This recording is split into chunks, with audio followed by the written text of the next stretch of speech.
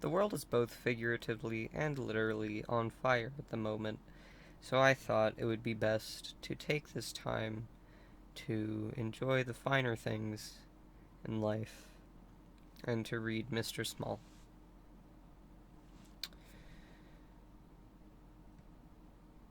Unfortunately, this is not the first time I've attempted to record. This is, in fact, the third. The first time was a lot earlier this afternoon, and half the audio was just non existent, so that's a problem. And the second was right before this, and my storage was full. So,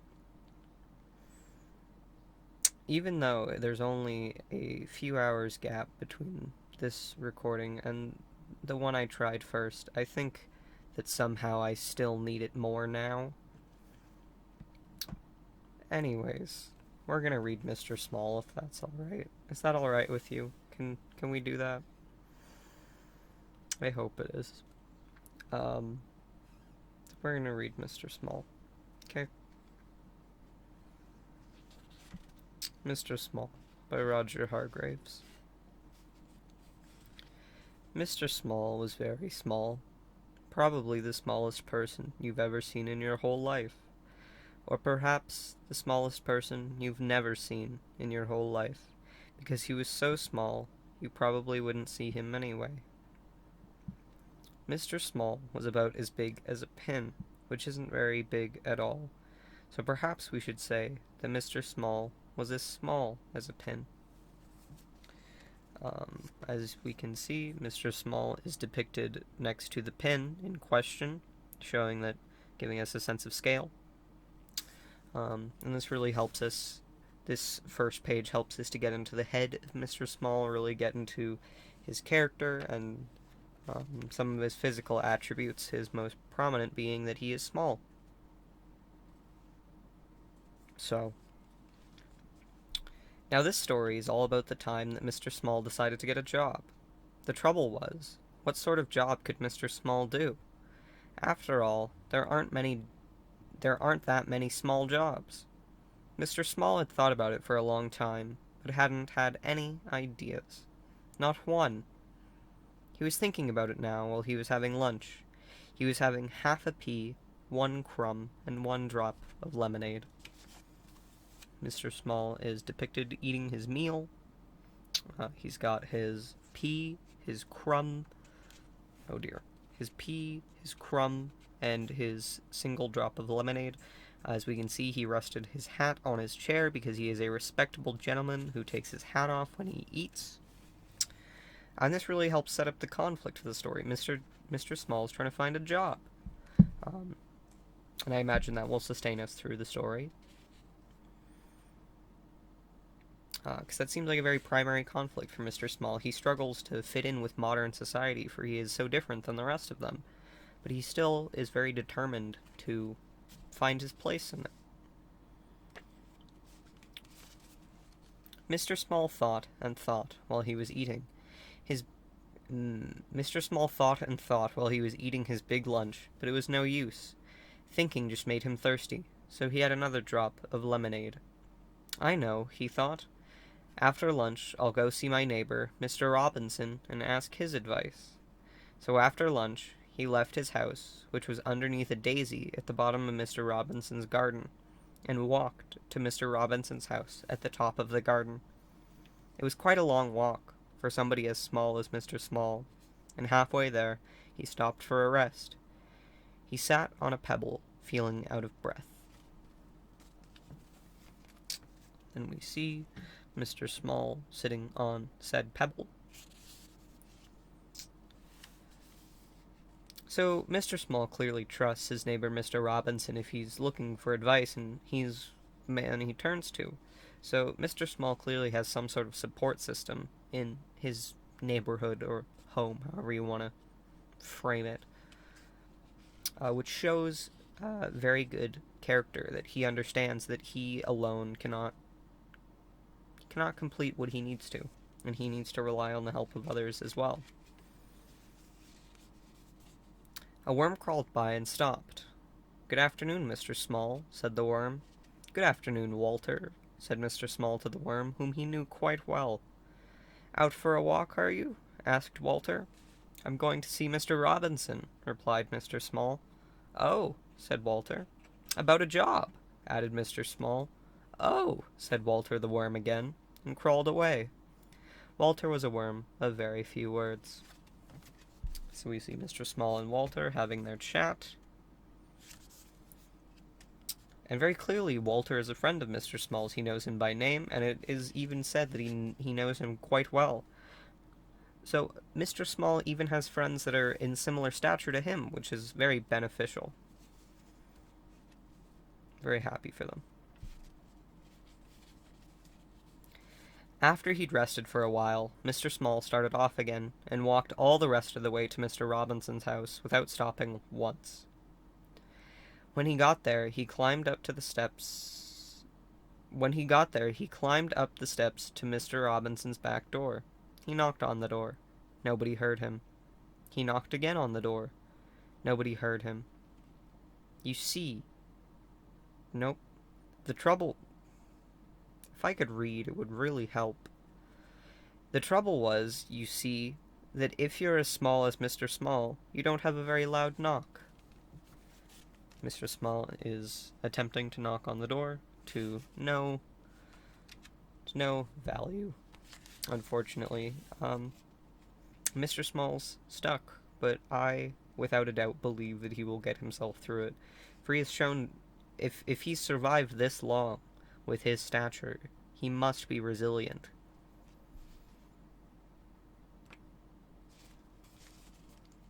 Mr. Small looked up. There, high above his head, was a doorbell. How can I ring the bell when I can't reach it? Thought Mr. Small. He started to climb up the wall, brick by brick, to reach the bell. He had climbed up 4 bricks when he made the mistake of looking down. Oh dear, he said, and fell. Bang. Ouch, said Mr. Small, rubbing his head. So Mr. Small has had a bit of an unfortunate go at it so far. Unfortunately, his first entry method has not worked. Thinking about ringing the doorbell by climbing the bricks, it has not worked for him. But I don't think this is the end of Mr. Small's story. Oh, no. He's gonna try something else. Just then, the mailman came to the door, dropped off the letters, and was just about to leave when he heard a voice. Hello, said the voice. Hello, he said to Mr. Small. Who are you? I'm Mr. Small, said Mr. Small. Will you ring the bell for me? Of course I will, replied the mailman, and pressed the doorbell with his finger. Thank you, said Mr. Small. My pleasure, said the mailman, and he went off. Apologies, that was actually off he went. Apologies. I swear I can read. I am literate. But we can see that Mr. Small is relying on the mailman for help, which is a very good thing. He was asking a simple favor, and the mailman was very okay to oblige. And it just shows that Mr. Small knows when he needs to ask for help, and he's not afraid of that. Which I think is a very valuable thing that even a lot of us struggle with.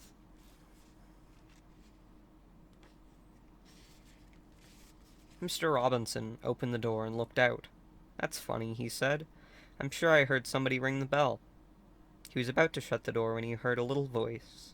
Hello, said the little voice. Hello, Mr. Robinson. Mr. Robinson looked down, and still further down. Hello, he said. What are you doing here?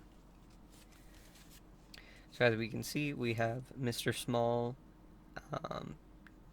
and then Mr. Robinson's feet. He's very large. He is human, so obviously Mr. Small is quite small in comparison, and also just small in general. And Mr. Robinson is startled by his arrival. I imagine that he normally doesn't receive too many visits from Mr. Small because it seems like a very strenuous task for him. But Mr. Small, I wouldn't call him desperate, but he's in need. So, I've come to ask your advice, said Mr. Small to Mr. Robinson. "Well," said Mr. Robinson, "you'd better come in and have a talk." Mr. Small followed Mr. Robinson into the house, and, perched on the arm of Mr. Robinson's favorite chair, Mr. Small told Mr. Robinson how he couldn't think of a job that he could do. Mr. Robinson sipped a cup of tea and listened. So we see them pictured on the chair together, obviously talking about career prospects for Mr. Small. And Mr. Robinson is very willing to help Mr. Small in this scenario. He's willing to at least listen, as far as we know. And it seemed Mr. Robinson thus far has no reason not to help Mr. Small, but it's just very nice to see Mr. Small have a good support system to turn to for advice. "So you see," Mr. Small explained, "how difficult it is." "Yes, I can see that," said Mr. Robinson, "but leave it to me." Mr. Robinson knew a lot of people. Mr. Robinson knew somebody who worked in a restaurant, and arranged for Mr. Small to work there, putting mustard into mustard jars. But Mr. Small kept falling into the jars and getting covered in mustard, so he left the job. I must apologize, for my cats are hounding me. Are you happy now? I'm surprised that it was him. Normally it is the other one who is begging for attention, so I was quite startled. Anyways, apologies. Back to the matter at hand, being Mr. Small. This is the picture given with the page, and we can see it's just very degrading for Mr. Small to be covered in mustard like this. Nobody wants to be covered in mustard. You just make a fool of yourself. But Mr. Small was open to trying something new, and he realized that it wasn't a great fit for him, so he was willing to say, "This job isn't good for me. I need to find a new one." I imagine he was very respectful about that, and his employers were understanding. But he knows when the workplace isn't a good fit for him, which is very valuable. Mr. Robinson knew somebody who worked in a candy store, and arranged for Mr. Small to work there, serving candies. But Mr. Small kept falling into the candy jars, so he left that job. As we can see, Mr. Small has fallen into the candy jars. I hope that he has not incurred any bodily harm as of this, and has only been... Thus far, it's only been zany antics, and it hasn't been any actual bodily harm to him. I imagine that there would be maybe a few police reports if there was any actual harm, instead of just unfortunate circumstance, but I don't know the politics of Mr. Land. Mr. Robinson knew somebody who worked in a place where they made matches, and arranged for Mr. Small to work there, packing matches into boxes. But Mr. Small kept getting shut in the boxes with the matches, so he left that job, too. Mr. Small, obviously holding the matches, and they cover most of him, because, well, I mean, the match appears to be slightly taller than him. If he took his hat off, the match would be taller than him. So it's got to be frightening for Mr. Small, dealing with something of that stature and having to deal with so many of them. So clearly it just wasn't quite right. Mr. Robinson knew somebody who worked on a farm, and arranged for Mr. Small to work there, sorting out the brown eggs from the white eggs.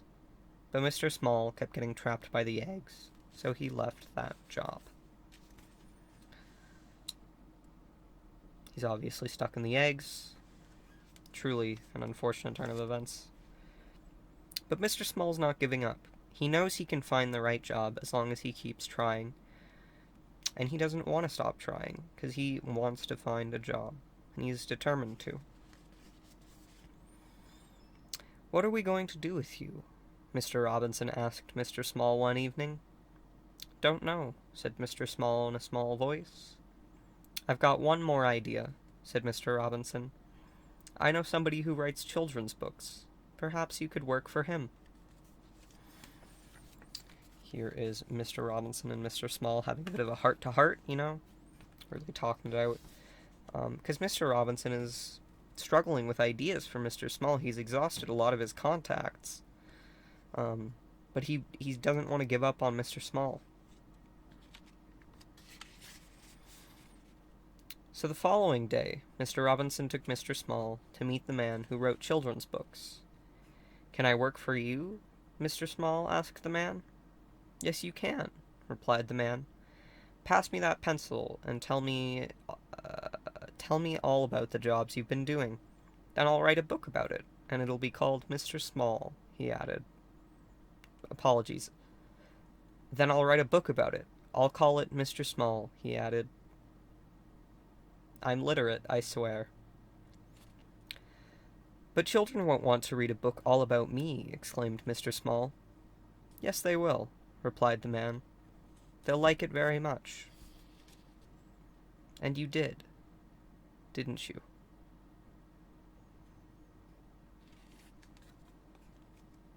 Truly a mastercraft. Apologies. I did not show you the picture on the second to last page. It's Mr. Small with a pencil.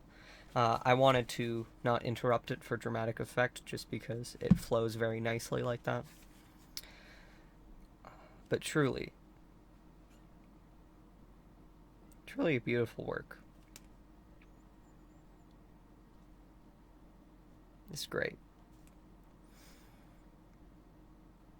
The themes about humanity and understanding another one's experience in life. And even though we may not think our own experiences are interesting to us, to other people they can be maybe not life-changing, but they can be an interesting perspective and insight into somebody else's human experience. And that's a very valuable thing. It's a very valuable thing to understand. And despite my sarcastic tone, I legitimately enjoyed Mr. Small, and I find it a very pleasant read. It's what I needed right now. I often come across very sarcastic when I'm referring to media. However, I legitimately enjoy Mr. Small, and it's a very pleasant time. It's just a nice little book. And its themes are... There's actually more to the theme than I thought there was originally. So if you'd like me to dive into some more of the Mr. Men and Little Miss books, comment or something. I'll try to put a poll up. Try to get fancy with it. I'll try to do polls. I know. Strange technology. But yeah, I own all of these. All of the main ones, that is. All the individual character ones. I haven't worried about kind of the spin-off ones where it's features a prominent character, but it's a bit of a different story. Or any of the kind of exclusive ones I haven't worried about because they cost a lot on eBay. But my, I guess you could call it vanilla collection is intact and up to date. So just any of them. Like the video if you want, or don't. I hope you enjoyed it regardless. Even if it's just in your heart and you don't display it on YouTube. You don't have to. You don't have to do anything with this. This is just something I wanted to put out there. At least vote, maybe. Just a little quick button press. A comment is always nice. Interaction is nice. But yeah, if you want more, express that in some form. I have them all. So, anybody. It can be any of them. And we can find a theme in it and we can talk about it. The world's not a cool place right now. And hopefully I've made your day a little bit better with this. And if I haven't, I know I've made mine better. So, thank you for sharing this time with me. I do hope you enjoyed it. So, please try to stay safe out there. I hope you have a good day.